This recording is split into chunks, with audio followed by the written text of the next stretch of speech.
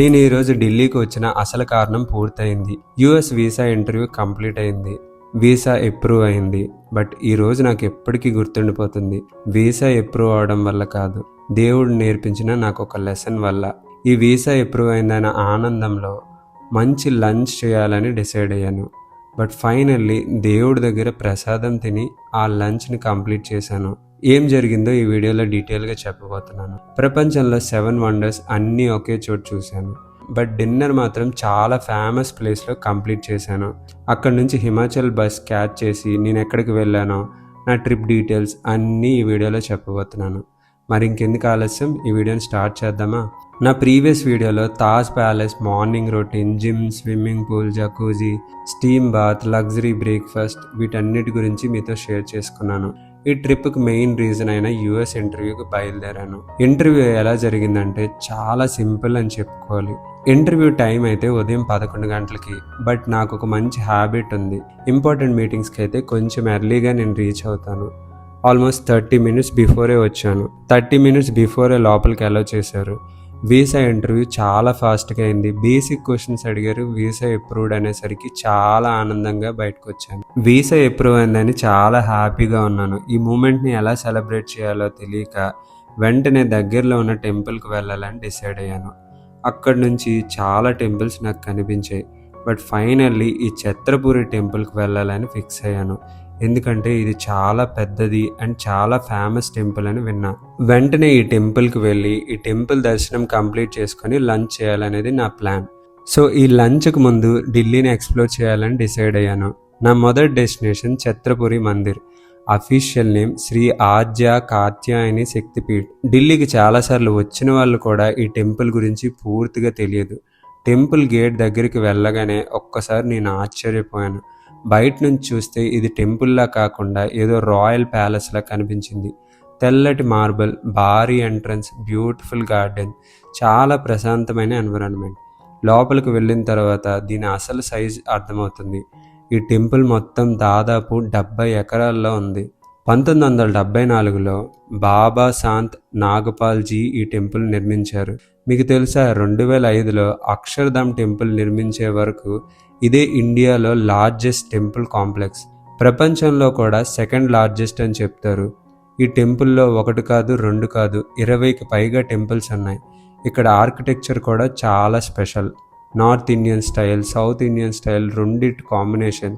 White marbles మీద చేసిన జాలీ work చూస్తుంటే చాలా అందంగా కనిపించింది. ఈ టెంపుల్కి మెయిన్ గాడెస్ కాత్యాయని దేవి. దుర్గామాత 9 రూపాల్లో ఒకటైన కాత్యాయని రూపం. ఇంట్రెస్టింగ్ విషయం ఏంటంటే ఇక్కడున్న మెయిన్ గర్భగుడి ఓన్లీ నవరాత్రి సమయంలో మాత్రమే ఓపెన్ చేస్తారు. అందుకే నవరాత్రి సమయంలో ఇక్కడ లక్షలాది మంది భక్తులు వస్తారు. ఇక్కడ మరో ఇంట్రెస్టింగ్ విషయం ఏంటంటే గాడెస్ కాత్యాయని కోసం స్పెషల్ సిల్వర్ బెడ్రూమ్ కూడా ఉంది. ఈ silver bed, silver dressing table, silver dining table అన్నీ ప్యూర్ సిల్వర్తో తయారు చేశారు. టెంపుల్ మొత్తం ప్రశాంతంగా తిరుగుతూ ప్రతి మూలని ఎక్స్ప్లోర్ చేస్తున్నాను. కొన్ని నిమిషాలు అక్కడే కూర్చొని అంత పెద్ద ఇంటర్వ్యూ అయిపోయిన తర్వాత మనసు కూడా చాలా ప్రశాంతంగా అనిపించింది. కొన్నిసార్లు లైఫ్లో పెద్ద విజయాలు వచ్చినప్పుడు మనకు పార్టీ చేయాలని అనిపిస్తుంది. నాకు మాత్రం ముందుగా దేవుడికి థ్యాంక్స్ చెప్పాలనిపించింది. అందుకే ఇంటర్వ్యూ కంప్లీట్ అయిన వెంటనే నేను ఇక్కడికి వచ్చేసా. కొద్దిసేపు ఆలయంలో కూర్చొని తిరిగిన తర్వాత టైం చూశాను. దాదాపు లంచ్ టైం అయింది. ఢిల్లీలో ఉన్నప్పుడు ఒక లగ్జరీ ప్రాపర్టీ కూడా ఎక్స్పీరియన్స్ చేయాలని అనుకున్నాను. అందుకే జేడబ్ల్యూ మ్యారియట్ ఏరో సిటీలోన K3 రెస్టారెంట్కి వెళ్ళడానికి నేను ముందుగా డిసైడ్ అయ్యాను. ఈ రెస్టారెంట్ గురించి చాలా మంచి రివ్యూస్ విన్నాను కూడా. International buffet, luxury ambience, beautiful property అన్నీ ఎక్స్పీరియన్స్ చేయాలని అనుకున్నాను. గూగుల్ మ్యాప్స్ కూడా ఓపెన్ చేసి క్యాబ్ కూడా రెడీగా ఉంది. ఇంకా టెంపుల్ నుంచి బయటకు వచ్చి హోటల్కి వెళ్ళడమే మిగిలింది. కానీ లైఫ్కి గూగుల్ మ్యాప్స్ ఉండదు కదా. మన ప్లాన్ ఒకటి, దేవుడి ప్లాన్ ఇంకొకటి అని చెప్పుకోవాలి. అప్పుడే ఒక పెద్ద ఆయన నన్ను చూసి హిందీలో ఏదో అడిగారు. నా హిందీ కొంచెం కొంచెమే అని చెప్పుకోవాలి. అందులో కూడా ఢిల్లీ యాసెంట్లో మాట్లాడేసరికి నాకైతే పెద్దగా అర్థం కాలేదు. ఆయనైతే హిందీలో బహుత్ బడా లంగర్ దేకా అనేసరికి ఇదేదో చాలా ఫేమస్ ప్లేస్ అండ్ పెద్ద ప్లేస్ ఏమో, నేను మిస్ అయ్యానేమో అని వెంటనే ఎక్కడుంది అని అడిగేసరికి అతనైతే తనతో పాటు తీసుకువెళ్ళారు. నాకు మాత్రం లంగర్ అంటే ఏంటో కూడా తెలియదు. నేనేమో టెంపుల్లో ఇదేదో బ్యూటిఫుల్ ప్లేస్ అయి ఉంటుందని లోపల చూసిన వెంటనే నేను ఒక్కసారి ఆశ్చర్యపోయాను. వందలాది మంది వరుసగా కూర్చొని భోజనం చేస్తున్నారు. అప్పుడు అర్థమైంది, అది రెస్టారెంట్ కాదు, ఒక టూరిస్ట్ స్పాట్ కాదు, అది అన్నప్రసాదం. ఒక్క క్షణం బయటకు వెళ్ళిపోదామని అనిపించింది, ఎందుకంటే నా లంచ్ ప్లాన్ మొత్తం డిస్టర్బ్ అవుతుందని. కానీ వెంటనే ఇంకో ఆలోచన వచ్చింది.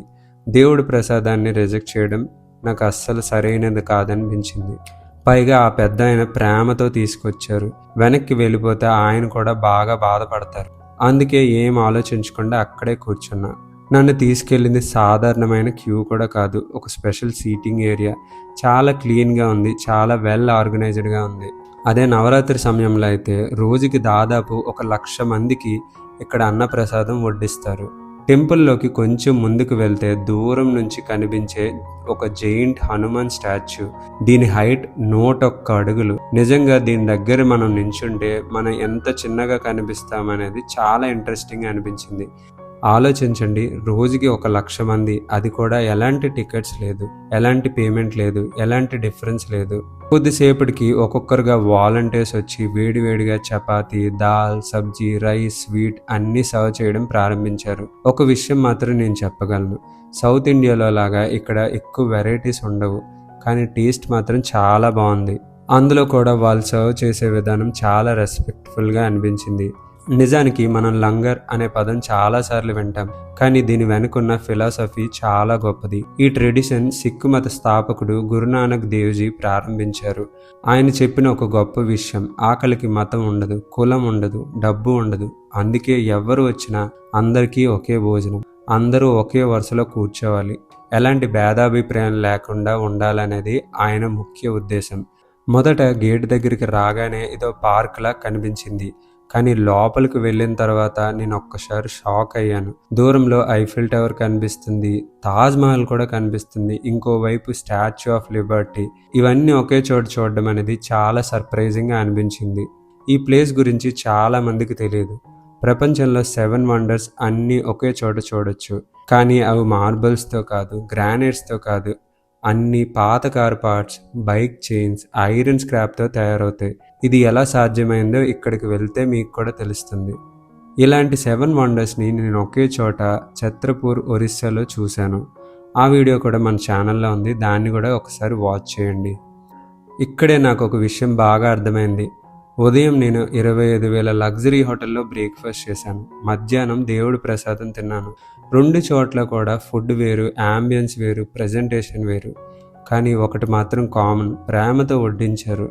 నిజమైన హాస్పిటాలిటీ, అది 5 స్టార్ హోటల్ అయినా, టెంపుల్ అయినా, మనకి ఎలా ఫీల్ చేస్తారో అదే అసలు మ్యాటర్.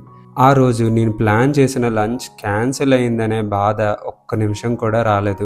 దాని బదులు ఈ ఎక్స్పీరియన్స్ నాకు దొరికింది. చాలా హ్యాపీగా అనిపించింది. కొన్నిసార్లు మనం ప్లాన్ చేసేది ఒకటి, దేవుడు మనకిచ్చేది దానికంటే గొప్పది. మనం దూరం నుంచి చూస్తే ఇవి నిజమైన మాన్యుమెంట్స్లా కనిపిస్తాయి, కానీ దగ్గరికి వెళ్ళి చూస్తే అన్ని స్క్రాప్, పాత car engines, bike chains, iron pipes, automobile parts, old street lights, industrial waste, ఇవన్నీ కలిపి ప్రపంచంలో 7 వండర్స్ని తయారు చేశారు. నిజంగా ఈ ఐడియా ఎవరిదైనా చాలా క్రియేటివ్. ఇక్కడ నాకు బాగా నచ్చింది ఐఫెల్ టవర్. దాదాపు 60 ఫీట్ హైట్ ఉంది. మొత్తం స్క్రాప్ మెటల్తో తయారు చేశారు. దగ్గరికి వెళ్ళి చూస్తే car clutches, gear parts, iron frames అన్నీ కనిపిస్తాయి. కానీ దూరం నుంచి చూస్తే original Paris Eiffel tower mini వెర్షన్లా ఉంటుంది. ఈ పార్క్ నిర్మించడానికి దాదాపు 150 టన్నుల స్క్రాప్ మెటీరియల్స్ ఉపయోగించారు. దీని కన్స్ట్రక్షన్ కాస్ట్ సుమారు 7.5 కోట్లంట. ఇంకో ఇంట్రెస్టింగ్ విషయం ఏంటంటే, ఈ పార్క్ ఓపెన్ చేసిన మొదటి సంవత్సరంలోనే దీని కన్స్ట్రక్షన్ కాస్ట్ మొత్తం రికవర్ చేశారంట. అంటే ఎంత పాపులర్ అయిందో అర్థం చేసుకోండి. వీక్ డేస్లో దాదాపు 8,000 విజిటర్స్ వస్తారు. అదే సండేస్ అయితే 15,000 మంది వస్తారంట.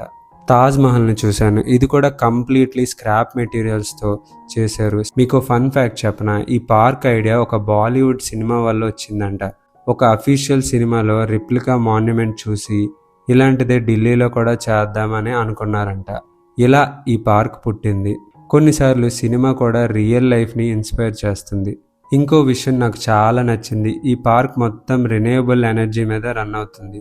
Solar trees, solar panels, wind turbines, వేస్ట్ని ఉపయోగించి వండర్స్ తయారు చేయడం కాదు, ఎన్విరాన్మెంట్ని కూడా ప్రొటెక్ట్ చేస్తున్నారు. ఇది అసలైన సస్టైనబుల్ టూరిజం అంటే. మీరు కూడా విజిట్ చేయాలనుకుంటే వీక్ డేస్ టికెట్ 50 రూపీస్, అదే సండే అయితే 100 రూపీస్. మండే మాత్రం ఈ పార్క్ క్లోజ్డ్లో ఉంటుంది. ఇంకా రీసెంట్గా ఇక్కడ ఫేజ్ 2 కూడా ఓపెన్ చేశారు. దాదాపు 13.7 కోట్ల ఖర్చుతో 40 జైన్ డైనోసార్స్ కూడా ఉన్నాయి. ఇవన్నీ స్క్రాప్ మెటీరియల్స్తో, కొన్ని అయితే మూవ్ అవుతాయి కూడా. కిడ్స్కి అయితే ఇది ఒక హెవెన్ లాంటి ప్లేస్. నేను ఒక చిన్న టిప్ చెప్తాను. సాయంత్రం 5 గంటల సమయంలో వెళ్తే బెస్ట్. ముందు డే లైట్లో ఫొటోస్, తర్వాత లైట్నింగ్ ఆన్ అయిన తర్వాత మరో ప్రపంచంలో కనిపిస్తుంది. ఒక్క టికెట్తో 2 ఎక్స్పీరియన్స్ చేయొచ్చు. ఇక్కడ నుంచి నేను మరో ఆలయానికి వెళ్ళాను. ఇది కేవలం ఆలయం మాత్రమే కాదు, భారతదేశ సంస్కృతికి ఒక జీవాంతమైన మ్యూజియం, ఒక అద్భుతమైన కళాఖండం, ఒక ఇంజనీరింగ్ అద్భుతం. అక్షర్ధామ్. ఢిల్లీకి వచ్చిన ప్రతి ఒక్కరూ బకెట్ లిస్ట్లో ఉండాల్సిన ప్లేస్ ఇది. ఇది కేవలం ఒక దేవాలయం కాదు, మన భారతదేశ చరిత్ర, సంస్కృతి, ఆధ్యాత్మికత, శిల్పకళ, విజ్ఞానం అన్నిటినీ ఒకే చోటు చూపించే ప్రపంచ స్థాయి కల్చరల్ కాంప్లెక్స్. ఈరోజు మనం కలిసి ఢిల్లీలో ఈ అద్భుతాన్ని ఎక్స్ప్లోర్ చేద్దాం. నిజానికి ఈ ప్లేస్లో ఫోన్స్ అయితే అలౌ లేదు, బట్ ఆ ఎక్స్పీరియన్స్ నాకు ఇప్పటికీ గుర్తుంది. ఢిల్లీ పబ్లిక్ ట్రాన్స్పోర్ట్ అంటే మనకు మొదటగా గుర్తొచ్చేది మెట్రో. అక్షర్ధామ్ చేరుకోవడానికి ఇదే ఈజియెస్ట్ వే. టెంపుల్ ఎంట్రన్స్ దగ్గరికి వెళ్ళగానే మొదటగా కనిపించేది భారీ సెక్యూరిటీ. ఇంత సెక్యూరిటీ ఎందుకంటే అత్యంత సెక్యూర్ స్పిరిచువల్ ప్లేస్లో ఒకటి. ఇక్కడ ఒక ముఖ్యమైన విషయం, mobile phones, camera, smart watch, power bank, electronic gadgets ఏవీ లోపలికి అనుమతి లేదు.